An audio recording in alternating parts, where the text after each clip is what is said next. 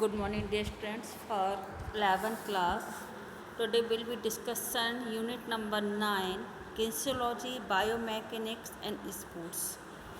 हम सभी लोग जानते हैं कि kinesiology related to our movements, जितना भी हमारा मूवमेंट्स होता है बॉडी में, और उन मूवमेंट के थ्रू हम किसी भी वर्क को किस तरीके से परफॉर्म कर पाते हैं। तो आज का हमारा जो भी है कि muscles provide necessary energy and force for movement and bonds act as a lever in performing work. तो हम लोग सभी जानते हैं कि जब कभी भी हमारी बॉडी को कोई फोर्सफुल एक्टिविटी के थ्रू वर्क कराया जाता है तो उसमें मोमेंटम होता है, और यही movement as a kinesiology means like, जैसे हिंदी में अगर इसको बोला जाए तो गति, जिससे कि आपका कोई भी वर्क किसी मूवमेंट के थ्रू पॉसिबल हो रहा है। तो हमारे लिए सबसे इम्पोर्टेंट चीज़ क्या है कि किनेसियोलॉजी को हम लोग ये जानते हैं कि किनेसियो जो सब स्पेशलाइज सब्जेक्ट है, kinesiology and biomechanics which is dealing in this biomechanics branch of the physics in combination of bio and physics and your momentum of the scientific way. According to study, biomechanics is the study of the structure and function of the biological system such as the humans, animals, plants, organs and cells by means the method of the mechanics.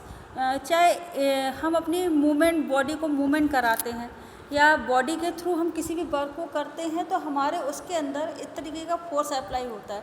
तो जो biomechanics word है वो develop हुआ during the 1970s के something में, और ये describing the application of the engineering mechanics to biological and medical systems के थ्रू इसको अप्लाई किया गया। जो बायोमैकेनिक्स के जो सोर्स हैं वो बेसिकली हमें कहाँ पे मिलते हैं, फिजिक्स के थ्रू मिलते हैं। लेकिन फिजिकल एजुकेशन में as I am teacher in physical education, तो मैं जानती हूँ कहीं ना कहीं आपका जो बायोमैकेनिक्स है वो किससे रिलेटेड है, आपकी फील्ड से, और फील्ड में अप्लाई होने वाली लॉज पर डिपेंड करता है कि आपकी वर्किंग किस तरीके की होनी चाहिए।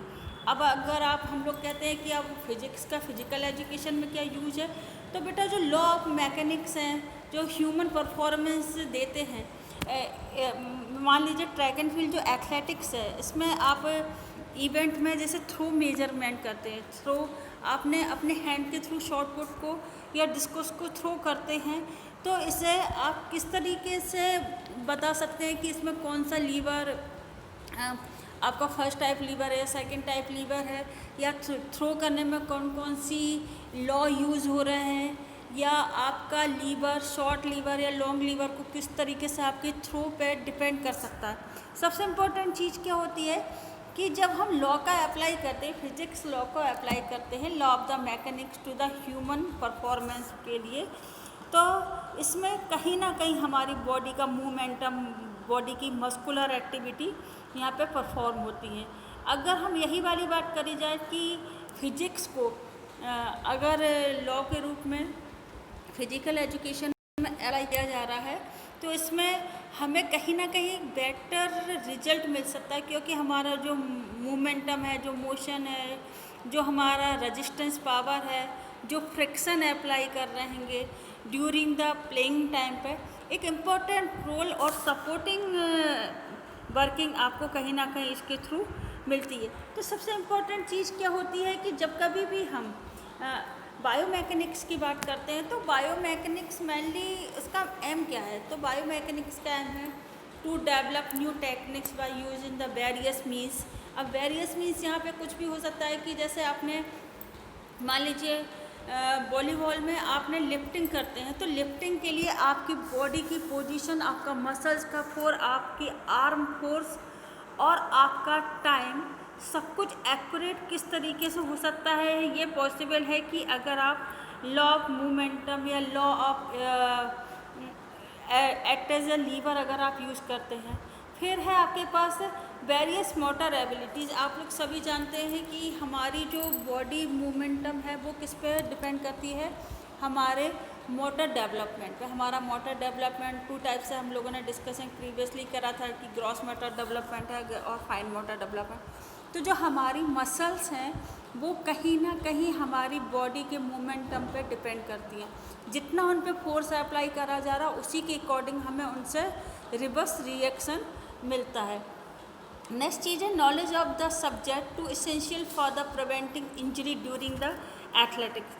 हम सभी लोग जानते हैं कि हम लोग अगर अपनी मसल्स के थ्रू प्रॉपर वार्म अप करते हैं तो कहीं ना कहीं हमारी body as a mechanical law की तरह अप्लाई होती है। दूसरी चीज़ है कि अगर हम use of the body the maximum force या मैक्सिमम एफर्ट को हम लोग यूज़ करते हैं तो कहीं ना कहीं हमारी बॉडी की वर्किंग बहुत इफ़ेक्टिव हो सकती है। नेक्स्ट चीज़ आती है कि अगर हम वेरियस मैकेनिकल प्रिंसिपल्स को अप्लाई करते हैं on the place of the activity, तो हमारा ये जो प्रोजेक्ट है कि हम किसी भी ऑब्जेक्ट को कितने एंगल पे थ्रो कर रहे हैं या कितना फोर्स उसमें अप्लाई कर रहे हैं या उसमें कौन से फोर्स अप्लाई हो रहे हैं।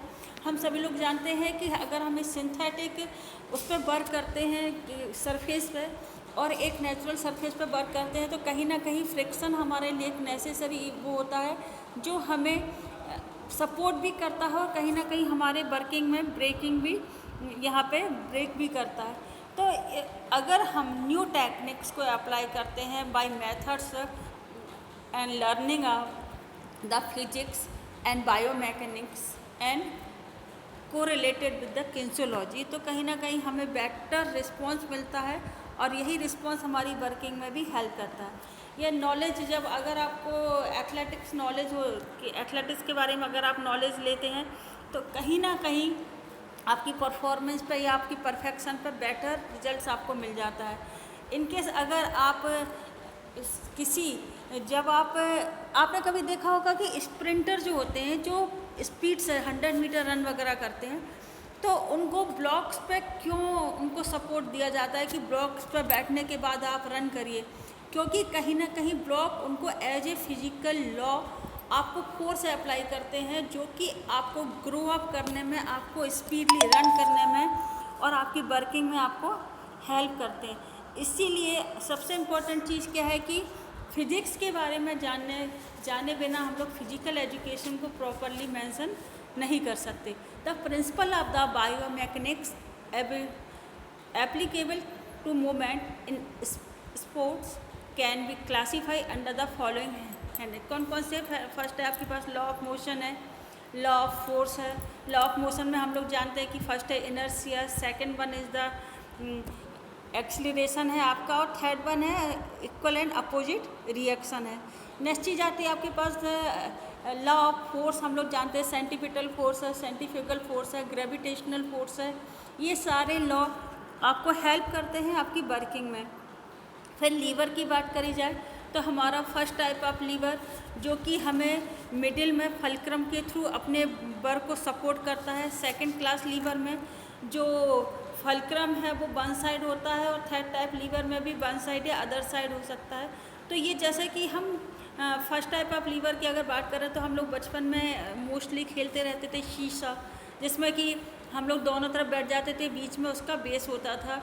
और सेकंड वन क्लास की अगर बात करें तो हमारे अटैच्ड लीवर अगर हम जैसे पुशअप्स लगाते हैं, एक्सरसाइज करते हैं तो या नट क्रैकर जब कभी हम उसको छीलते हैं तो सुपारी के थ्रू, तो इसमें भी ये चीज़ आप अप्लाई करते हैं। थर्ड वन चीज़ है class of third type of lever में भी आप देखते हैं कि आपका जो ह्यूमन बॉडी है वो किस तरीके से act as a lever work करती है। तो इम्पोर्टेंट चीज़ ये है कि हम जब कभी भी किसी भी चीज़ के बारे में बात करते हैं तो उसके लिए सबसे इम्पोर्टेंट चीज़ होती है कि हम अपने वर्क को किस तरीके से यहाँ पर डिफाइन कर पा रहे हैं।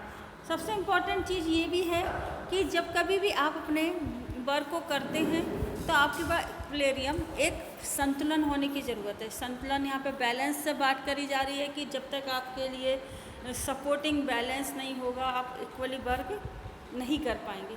तो बेटा ये एक नॉर्मल डिस्कशन है कि आपको मैं ये बताना चाह रही हूँ कि हम फिजिकल एजुकेशन में किस तरीके से साइंस का यूज कर सकते हैं। अब हमारे पास नेक्स्ट इम्पॉर्टेंट चीज़ आती है कि मीनिंग ऑफ द किनेसियोलॉजी। हमने प्रीवियसली जो डिस्कशन करा था, kinesiology is the scientific study of human body movement. हमारा जितना ही बॉडी मोमेंटम हो रहा है कि हम कितने एंगल पर कितने परसेंटेज कितने फोर्स को अप्लाई करते हैं।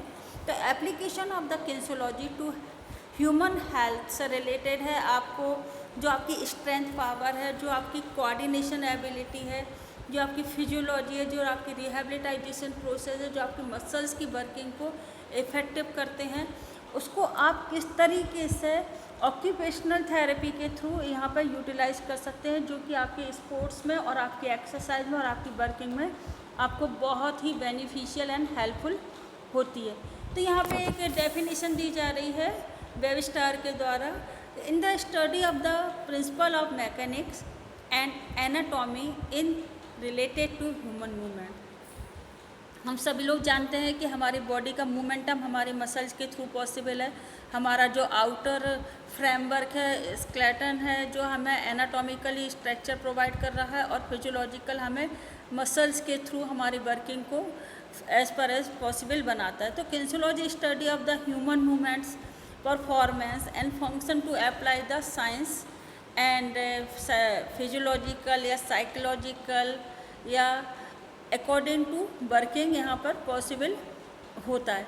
तो नेक्स्ट सबसे इम्पोर्टेंट चीज़ ये और आ रही है कि मीनिंग ऑफ बायोमैकेनिक्स क्या है। तो हार्वर्ड हेरिज ने एक डेफिनेशन दी है यहाँ पे कि बायोमैकेनिक्स जो है branch biomechanics the drive from the Greek word है बायो एंड मैकेनिक्स के थ्रू हम इसको उसमें डिफाइन कर सकते हैं, जो कि हमारे मोमेंटम या मॉड्यूलरिंग में किस तरीके से हमें हेल्प करती है।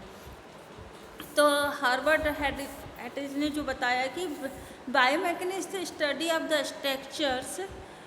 Structure and function of the biological system. किसके थ्रू बेटा? कि हमारा जो स्ट्रक्चर और फंक्शन है वो किसके थ्रू वर्किंग करता है? बायोलॉजिकल सिस्टम के through, and means of methods of mechanics. और कौन से मेथड को अप्लाई करता है? मैकेनिक्स मेथड को अप्लाई करता है। सेकेंड वन है, मिलर ने कहा है कि biomechanics involve application of the mechanical law of the living structure. हमारा जितने भी लिविंग स्ट्रक्चर है वो कहीं ना कहीं act as a mechanical work ही करता है, क्योंकि हमारी बॉडी का हर स्टेप, जहाँ हम एक स्टेप उठा के सेकेंड स्टेप को रनिंग के लिए वॉक करते हैं या मोमेंटम करते हैं, तो कहीं ना कहीं आपकी ये सारी चीज़ें मैकेनिक्स पे ही डिपेंड करती हैं। फिर है प्रिटनर्स ने कहा है कि the scientific concept with the action of the force internal and external all the living things. हम जानते हैं कि हमें जब तक किसी वर्क को फोर्स से नहीं करा जाता है या जब तक अपनी बॉडी को फोर्स अप्लाई नहीं करा जाता, हमारा मोमेंटम पॉसिबल नहीं हो पाता। तो सबसे इम्पॉर्टेंट चीज़ क्या होती है कि किनेसियोलॉजी और बायोमैकेनिक्स का in field of the physical education क्या यूटिलाइज किया जा सकता है। तो इम्पोर्टेंस है understanding the human movement.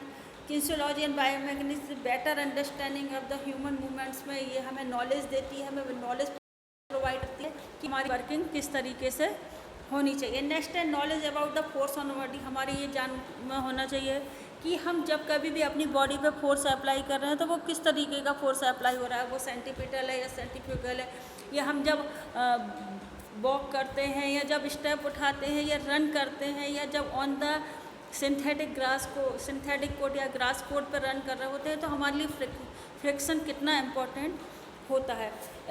Next है एफिशिएंट मूवमेंट। ये हमें जो मोमेंटम हमारा है, तो हम जब कभी किसी स्किल को परफॉर्म करते हैं, यह स्किल को परफॉर्मेंस से मतलब है कि आपकी एक्टिविटी जो कि किसी न किसी स्पेशलाइज्ड वर्क के लिए की जाती है, तो आपको आपकी स्किल डेवलपमेंट में, आपकी गुड स्किल डेवलपमेंट में आपको हेल्प थ्रू द बायोमैकेनिक्स के थ्रू ही पॉसिबल हो पाता है। Next is the correct momentum. आपकी बॉडी का जो स्ट्रक्चर है और आपकी जो वॉकिंग है या रनिंग है या आपकी स्टाइल है, इन सबको एक करेक्ट पोस्चर के रूप में या करेक्ट मोमेंटम के रूप में प्रोवाइड करने के लिए इफ़ेक्टिव और एफिशिएंट दोनों ही तरीके से आपकी बॉडी के मोमेंटम को पॉसिबल बनाता है। नेक्स्ट चीज़ आपके पास आती है कि आप लोग जब कभी भी वर्क करते हैं तो प्रिवेंट इंजरी, हम लोग बात करते हैं लगातार कि स्पोर्ट्स में इंजरी एक पार्ट ऑफ द गेम है, लेकिन इस इंजरी को किस तरीके से हम लोग रिड्यूस कर सकते हैं या डिटेक्ट कर सकते हैं, या उससे जो लार्ज इंजरी है उसको बहुत कम इंजरी के रूप में हम लोग वो कर सकते हैं कि हमारी बॉडी को उस तरीके से हार्म ना हो। तो हमारे इसी चीज़ को हेल्प करती है बायोमैकेनिक्स और किनेसियोलॉजी, जो हमें हमारे बारे में हमें अपने प्रॉपर नॉलेज देती है और हमारे परफॉर्मेंस को इम्प्रूव करने में भी हेल्प करती है। ये किस तरीके से हमारे कि हमें न्यू टेक्निक्स के द्वारा, न्यू स्टाइल के द्वारा, न्यू ट्रेनिंग प्रोग्रामिंग के द्वारा हमें न्यू इक्विपमेंट्स अप्लाई कराए जाते हैं, जिससे कि हमारे फोर्स जो अप्लाई कर रहे हैं उसका यूटिलिटी ज़्यादा हो सके। नेक्स्ट चीज़ आती है कि knowledge about the physics principle. हम सभी लोग जानते हैं कि हमारी बॉडी में जितने भी वर्किंग है वो एट एज द फिजिक्स ही होता है। तो नॉलेज, हमें फिजिक्स की नॉलेज किस तरीके से हमारे मोमेंटम के थ्रू, हमारी बॉडी के एट एज द लीवर, या हमारी बॉडी का बैलेंसिंग, हमारी बॉडी पे अप्लाई होने वाले फोर्स या इंटरनल या एक्सटर्नल फोर्स, या प्रोजेक्टाइल मोशन जिसमें हम किसी एंगल पे किसी ऑब्जेक्ट को जब थ्रो कर रहे हैं तो उस पर कितना फोर्स अप्लाई कर रहे हैं और कितने डिग्री पर उसको थ्रो करना है, जिससे कि वो हमारा ज़्यादा से ज़्यादा डिस्टेंस को कवर कर सके। फिर एरोडायनामिक प्रिंसिपल को हम लोग ये जानते हैं कि एयर का प्रेशर किस तरीके से अप्लाई करता हैगा और उसके थ्रू हमें किस तरीके से एक्ट यहाँ पर करना होता है। नेक्स्ट चीज़ आती है कि गाइड सेफ्टी प्रिंसिपल। आपके जो सेफ्टी प्रिंसिपल हैं, आपको जो भी इक्विपमेंट्स अप्लाई कराए जा रहे हैं वो आपकी बॉडी के सेफ्टी के लिए होते हैं और ये इंजरी को प्रिवेंट करने के लिए, तो इसलिए आपको बेटर सपोर्टिंग हो रहा है। और न्यू जो आपके लिए इक्विपमेंट्स अप्लाई हो रहे हैं उनको रिसर्च वर्क में हेल्प करता है कि आपकी बॉडी और वर्क को किस तरीके से यहाँ पर डायरेक्ट साइंटिफिक अप्रोच मिल सकती है। सबसे न्यू इम्पोर्टेंट चीज़ है कि जो हम बार बार डिस्कशन करते हैं इक्विपमेंट्स जो रिलेटेड या टूल्स है, तो biomechanics help to develop new tools and help to the human movements. तो यहाँ पर सबसे इम्पोर्टेंट चीज़ ये आती है कि आप जब कभी फिजिकल एजुकेशन के बारे में बात करते हैं तो बेटा आपको यहाँ पर इन सब चीज़ों के बारे में नॉलेज होना एक कंपलसरी चीज़ है। इसलिए बार बार यही चीज़ कहा जा रहा है कि बायोमैकेनिक्स और फिजिकल एजुकेशन के इन चैप्टर्स को आपको थोड़ा सा अच्छे से स्टडी करना है, क्योंकि ये आपको कहीं ना कहीं एक बेटर रिजल्ट देने में हेल्प करेगी। आई होप आज आप इस चैप्टर के स्टार्टिंग को लेकर, इससे रिलेटेड नॉलेज को लेकर, इसकी मीनिंग और इसके इम्पोर्टेंस को लेकर कहीं ना कहीं आप लोग को क्लियर हो गया होगा कि हम फिजिकल एजुकेशन में एज ए मैकेनिक्स या किनेसियोलॉजी को क्यों अप्लाई करते हैं। I hope you like my video and subscribe my channel. Thank you students.